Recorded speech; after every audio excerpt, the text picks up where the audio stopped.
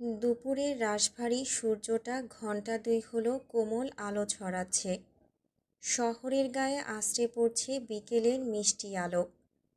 আরফান কিছুক্ষণ আগেই রাউন্ড শেষ করে নিজস্ব চেম্বারে এসে বসেছে। ক্লান্ত শরীরে দুটো রোগীও দেখেছে, প্রেসক্রাইবও করেছে। তারপর গায়ে লিয়েছে চেয়ারে। মনটা বোধহয় ভালো নেই তার। কেমন যেন খাপছাড়া মন খারাপ সময়ে অসময়ে তাড়া দিচ্ছে তাকে।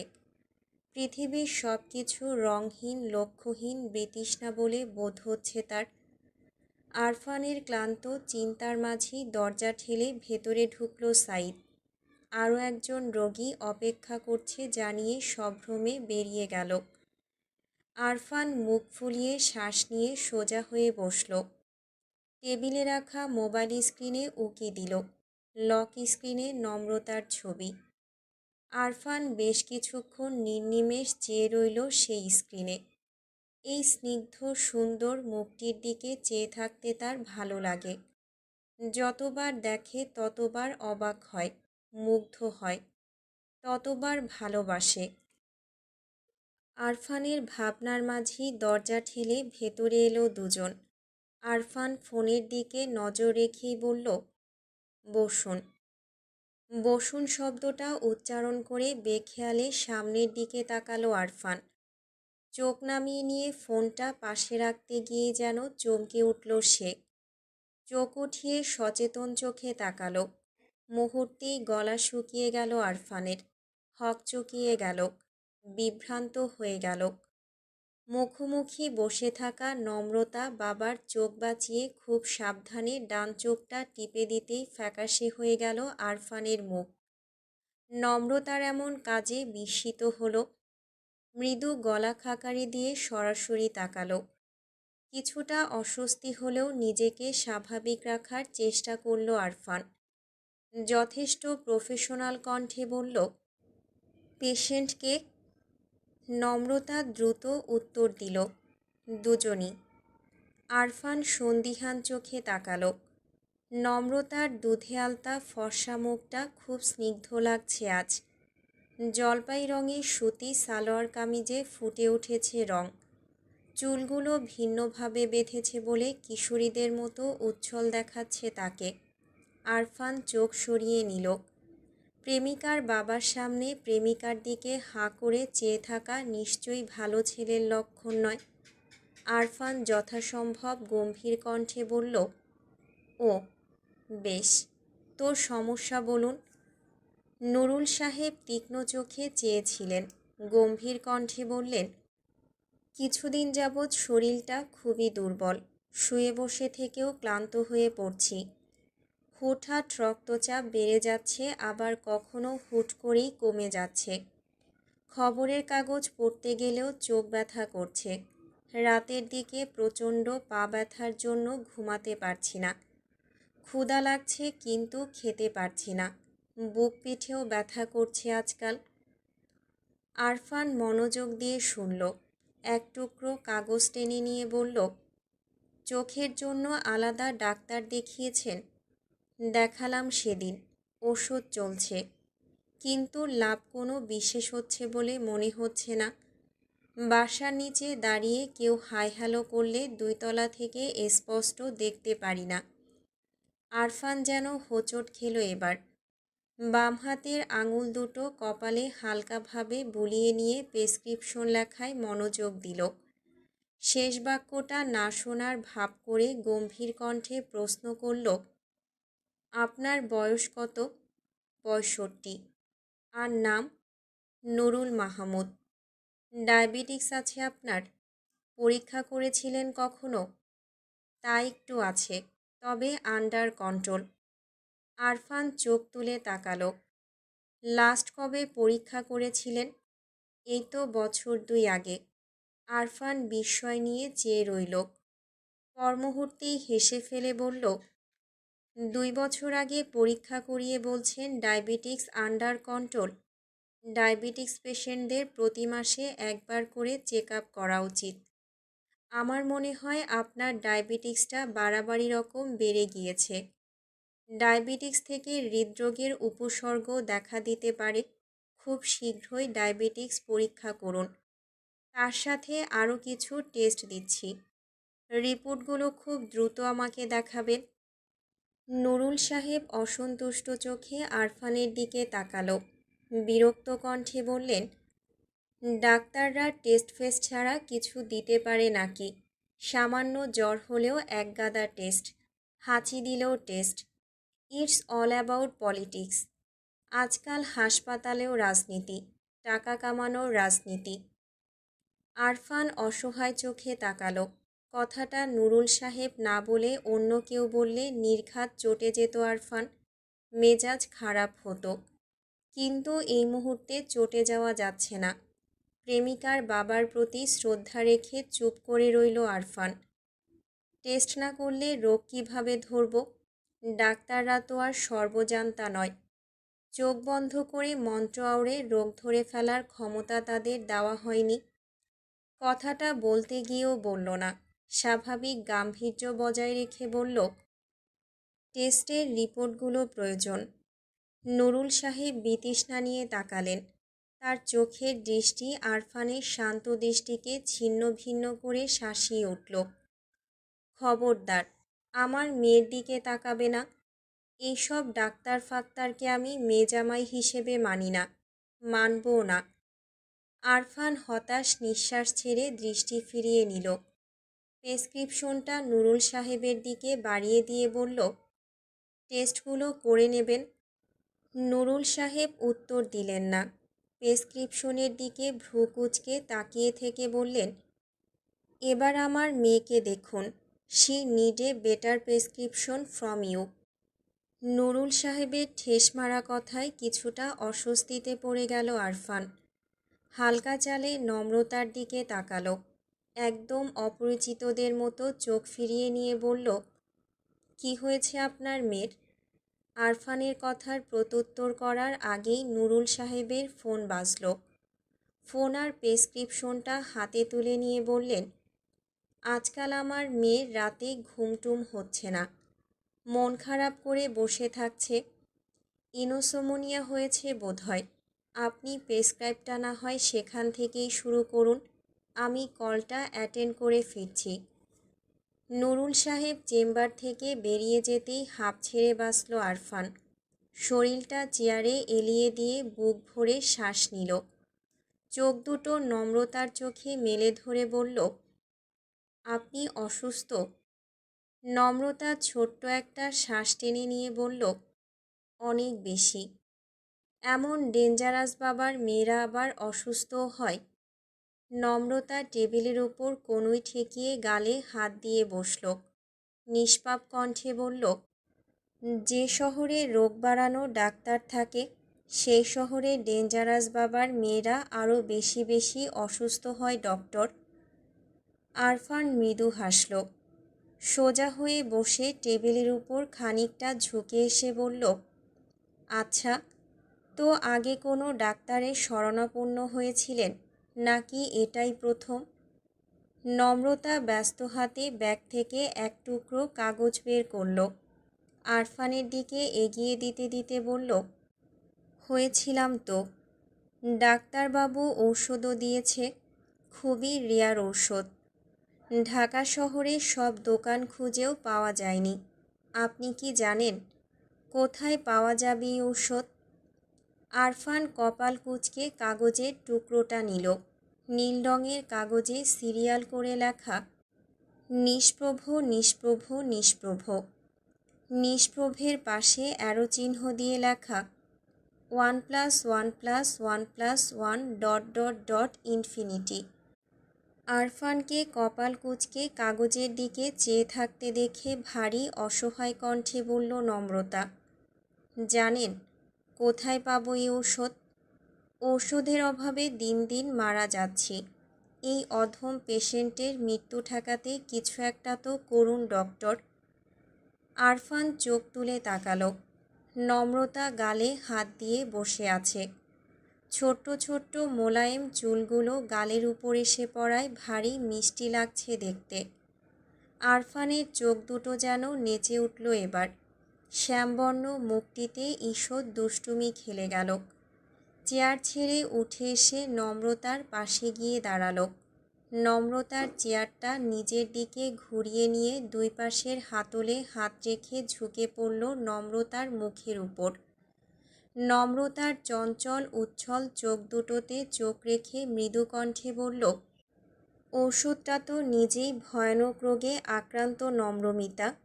রোগযুক্ত ওষুধ সেবন আপনার জন্য হানিকর হয়ে উঠবে না? আরফানের মৃদুস্বরে করা প্রশ্ন আর গরম নিঃশ্বাসে নম্রতার বুকের ভেতর ডিপ ডিপ করে উঠল। নাকে ভেসে এলো সব সময়কার সেই অদ্ভুত সুগন্ধ। কয়েক সেকেন্ড আরফানের চোখে নীরব চেয়ে থেকে কম্পিত হৃদয় নিয়ে বলল, আমার হানিকর ঔষধই বেশি পছন্দ ডক্টর। এই ঔষধে মৃত্যু হয় হোক, শরীর জুড়ে লাল নীল ব্যথা আসুক, তবুও আমি এই হানিকর ঔষধটাই চাই। আরফান ঘোর লাগা চোখে চেয়ে রইল। নম্রতাকে এত কাছ থেকে দেখার সুযোগ আগে কখনো হয়নি তার। নম্রতার মিষ্টি দুটো গাল, ফিনফিনে গোলাপের পাপড়ির মতো ঠোঁট, বড় বড় চোখের একরাজ্য মায়া। আরফান ডান হাতটা উঠিয়ে নম্রতার গালের উপর রাখল। মাথাটা আরেকটু নিচু করতেই ফট করে বলে ফেলল নম্রতা, আপনার ভিজিটটা একটু বেশি বলে মনে হয় না ডক্টর? এমন একটা পরিস্থিতিতে এমন অবান্তর কথায় খানিকটা বিরক্ত হলো আরফান। নম্রতার থেকে সরে গিয়ে সোজা হয়ে দাঁড়ালো। চোখ ছোট ছোট করে বুকে হাত গুজে নিয়ে বলল, আপনি সবসময় আমার ভিজিট নিয়ে ফোড়ন কাটেন কেন নম্রতা? নম্রতা কপালে পড়ে থাকা চুলগুলো সরাতে সরাতে বলল, ফোড়ন কাটিনি, সত্য বললাম। আমি ব্যারিস্টারের মেয়ে, মিথ্যা কথা বলি না। আরফান টেবিলে ঠেস দিয়ে দাঁড়ালো, ভ্রু বাঁকিয়ে বলল, আচ্ছা, অবশ্যই। পরিচিত ডাক্তার হওয়া সত্ত্বেও বারবার ফুল পেমেন্ট করে ডাক্তার দেখাতে হচ্ছে, রোগটোগও সারছে না। ডাক্তারবাবু বড়ই নির্দয় পুরুষ। এত টাকা দিয়ে করবেন কি? বউ কিনব। কথাটা বলে ঠোঁট টিপে হাসল আরফান। নম্রতা চোখ বড় বড় করে বলল, কি? আরফান হাসি চেপে কপাল কুঁচকাল। আবারও নম্রতার মুখের উপর ঝুঁকে এসে বলল, তবে আপনি চাইলে আপনাকেও কিনতে পারি। আমি হৃদয়বান মানুষ, ভালোবাসার বাজারে খুব পুরাতন ক্রেতা। সুন্দরীদের পার্সোনাল ডাক্তার হতে আমার বিশেষ কোনো আপত্তি নেই। নম্রতা চোখ গরম করে তাকালো। আরফানের রাগ ভাঙাতে এসে নিজেই ক্ষেপে যাচ্ছে সে। সুন্দরীদের মানে কি? কত শত সুন্দরীর পার্সোনাল ডাক্তার হতে চায় সে। আরফানের পেটে শক্ত একটা আঘাত করে ফুঁসে উঠল নম্রতা। কতজন সুন্দরীর পার্সোনাল ডাক্তার হয়েছেন আপনি?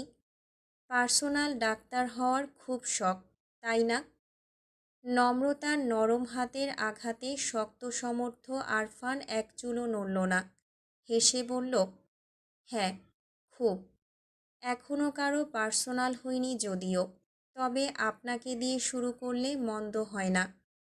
অভিষেকটা না হয় আপনিই করুন, পরবর্তীতে বাকি সুন্দরীদের কথা ভেবে দেখা যাবে করবেন নাকি অভিষেক। কথাটা বলে চোখ টিপল আরফান। নম্রতা অবাক চোখে চেয়ে রইল।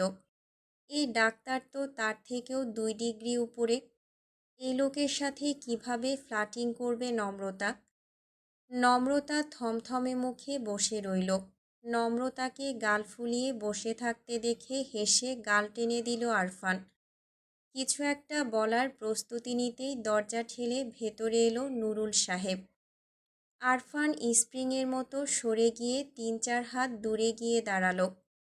নুরুল সাহেব অত সব খেয়াল করেননি। তবুও অস্বস্তি আর লজ্জায় কাটা হয়ে রইল আরফান। চট করে নিজের চেয়ারে বসে পড়ে মুখ আড়াল করার চেষ্টা করল। নুরুল সাহেব খুব স্বাভাবিক বিস্ময় নিয়ে বললেন, ডাক্তার এদিকে, তুই ওদিকে চেয়ার ঘুরিয়ে বসে আছিস কেন মা? নম্রতা চেয়ার ঘুরিয়ে মিষ্টি করে হাসল। জবাব দিল না। নুরুল সাহেব জবাবের অপেক্ষা না করে বলল, কেমন দেখলেন? আরফান থতমত খেয়ে মাথা তুলে তাকালো।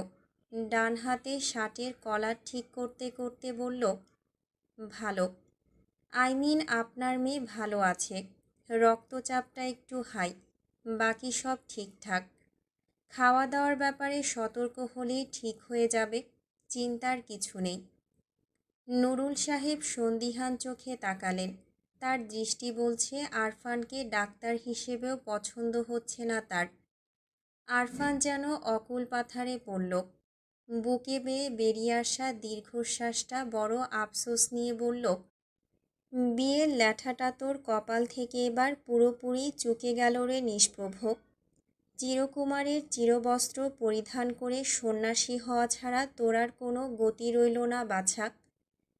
নুরুল সাহেবরা চেম্বার থেকে বেরিয়ে যাওয়ার আগ মুহূর্তে এক অভাবনীয় কাজ করে বসল নম্রতা। দরজা পর্যন্ত গিয়ে পেছনে তাকিয়ে হুট করেই একটা দুমড়ানো মোচড়ানো কাগজের টুকরো ছুঁড়ে মারল আরফানের টেবিলে। আরফান তাকাতেই ঠোঁট গোল করে চুমু দেখিয়ে বাম চোখ টিপে হেসে ফেলল। সম্পূর্ণ কাজটা ঘটল নুরুল সাহেবের অগোচরে। আরফান প্রচণ্ড বিস্ময় নিয়ে চেয়ে থেকে নিজের মনে হেসে দিল। কাগজটা তুলে নিতে নিতে বলল, পাগল। টেবিল ভর্তি খাবারের কোনোটাই পছন্দ হচ্ছে না ছোঁয়ার। সেই কখন থেকে প্লেটে চামচের টুংটাং শব্দ তুলে খাবার নাড়াচাড়া করে চলেছে, মুখে দিচ্ছে না। সব কিছুই বিস্বাদ লাগছে। প্রতিদিন মাছ মাংস আর তথাকথিত সুস্বাদু খাবার খেতে খেতে বিরক্ত ছোঁয়ার হঠাৎ করেই সেদিন দুপুরের কথা মনে পড়ে গেল। খোলা আকাশের নিচে ঘাসের উপরে বসে শতপদের ভর্তা দিয়ে খাবার খেয়েছে তারা। ছোঁয়ার যদিও অস্বস্তি হয়েছে, এভাবে বসে খেতে ঘেন্না লেগেছে, তবুও কোথাও একটা তৃপ্তি এসেছিল তার। খাওয়া শেষে গলা মিলিয়ে গান গাইতে গিয়ে তার মনে হয়েছে পৃথিবীটা বড়ই সুন্দর, বেঁচে থাকাটা বড় মিষ্টি। কিন্তু কী আশ্চর্য, এই পরিষ্কার ঝকঝকে খাবার টেবিলে বসেও বেঁচে থাকাটাকে তার একঘেয়ে আর বিরক্তিকর লাগছে। ছোঁয়া দীর্ঘশ্বাস ফেলে অল্প একটু খাবার মুখে তুলল। সিথি হক পাশ থেকে আরও কিছুটা খাবার তুলে দিয়ে বলল, বেশি করে খাও, তোমাকে আজকাল খুব উইক দেখাচ্ছে। You need perfect meditation. সকালে উঠে মেডিটেশন করছো তো? ছোঁয়া ক্লান্ত কণ্ঠে বলল, করছি মাম্মা। লাস্ট উইক কিছু বই দিয়েছিলাম, পড়ে শেষ করেছো ওগুলো? ছোঁয়া অসহায় চোখে তাকিয়ে বলল, মনোযোগ দিতে পারছি না, তবে জলদি শেষ করে ফেলবো মাম্মা। সিথি হক যেন আকাশ থেকে পড়লেন। ক্ষুব্ধ কণ্ঠে বললেন, মনোযোগ আসছে না কেন? ঠিকঠাক খাওয়া দাওয়া না করলে মনোযোগ আসবে কিভাবে? রহিমা বলছিল কিছুদিন যাবৎ তুমি ঘুমানোর আগে দুধ অ্যাভয়েড করছো। রহিমাকে দুধ নিয়ে ঝুড়িতে ফেলে দিতে বলেছ। এসব কেন? রোজ রোজ দুধ খেতে আমার ভালো লাগে না মাম্মা। I am not a child now. Sithi Haque চোখ লাল করে তাকালেন। থমথমে কণ্ঠে বললেন, ভালো না লাগার কিছু নেই। পড়াশোনায় কনসেন্ট্রেট করার জন্য দুধ খুবই উপকারী। তোমার নিউট্রিশনিস্ট তোমাকে দুধ খেতে সাজেস্ট করেছে, তুমি খাবে, ব্যাস। ছোঁয়া বাধ্য মেয়ের মতো মাথা নাড়ল। আরেক চামচ খাবার মুখে তুলে নিয়ে মুখ কুঁচকাল। চশমাটা নাকের উপর ঠেলে দিয়ে ধীর কণ্ঠে বলল, খাবো মাম্মা। সিথি বেশ কিছুক্ষণ নীরব থেকে হঠাৎই প্রশ্ন করলেন, do you have any boyfriend? কাউকে পছন্দ করো? ছোঁয়া উত্তর দিল না। প্রশ্নটা তার মাথার ভেতর ঘুরতে লাগলো। কপালে সূক্ষ্ম এক ভাঁজ পড়ল। সিথি হক খাবারের গ্রাস মুখে দিয়ে বললেন, আই থিঙ্ক তোমার একজন পারফেক্ট কোম্পানি প্রয়োজন এখন। তোমার ফ্রেন্ডদের মতো থার্ড ক্লাস ছেলেদের সাথে মেশা বন্ধ করে পারফেক্ট কারোর সাথে টাইম স্পেন্ড করা প্রয়োজন। আমি আর তোমার বাবা তোমার জন্য পারফেক্ট কাউকেই খুঁজছি, খুব জলদি পেয়েও যাব। তুমি সিথি হকের বাকি কথাগুলো ছোঁয়ার মস্তিষ্ক পর্যন্ত পৌঁছালো না। মাথার ভেতর ঘুরে বেড়াতে লাগলো অগোছালো কিছু প্রশ্ন। মায়ের বলা পারফেক্ট শব্দটা মস্তিষ্কে ফুটবলের মতো ডব খেতে লাগলো। ছোঁয়ার জীবনে সব কিছুই অত্যন্ত গোছালো ও পারফেক্ট। ঘরের রং থেকে শুরু করে ছোঁয়ার জুতোটা পর্যন্ত পারফেক্ট। পারফেক্ট তার ক্যারিয়ার, ঘষা মাজার সৌন্দর্য। ছোঁয়া জানে তার ভবিষ্যৎ পুরুষও হবে পারফেক্ট হাজবেন্ডের বেস্ট উদাহরণ, কিন্তু তবুও কেন যেন গোটা জীবনটাই ইমপারফেক্ট তার। মাম্মা তাকে পারফেক্ট সব কিছু দিলেও পারফেক্ট জীবন কেন খুঁজে দিচ্ছে না? এই নিয়মতান্ত্রিক জীবনে কেন নিয়মহীন বেপরোয়া কিছু ঘটছে না? মাম্মা তার ঢেউহীন জীবনটাকে কেন তরঙ্গে তরঙ্গে সাজিয়ে দিচ্ছে না? নাদিম বলে ছোঁয়া একটা বলদ, হাই লেভেলের জড়বস্তু। এই সকল জড়বস্তুকে লাথি দিয়ে দেশের বাহিরে পাঠিয়ে দেওয়া উচিত। ছোঁয়ারও আজকাল তাই মনে হয়। এই জড়বস্তুর মতো জীবনটাকে কিক দিয়ে ডাস্টবিনে ফেলে দিতে ইচ্ছে হয়, কিন্তু সব ইচ্ছে পূরণ করার জন্য হয় না। অথবা ইচ্ছে পূরণের সাহস বা স্বাধীনতাটাই হয়তো তাকে দেওয়া হয়নি। ছোঁয়া খাঁচায় বন্দি সাজানো গোছানো টিয়া পাখির মতোই পারফেক্ট, যে মুখস্থ বুলি আউড়ে সবাইকে চমকে দিতে জানে, কিন্তু উঠতে জানে না। তাকে বাবা মা উঠতে শেখায়নি, কিন্তু কেন শেখায়নি?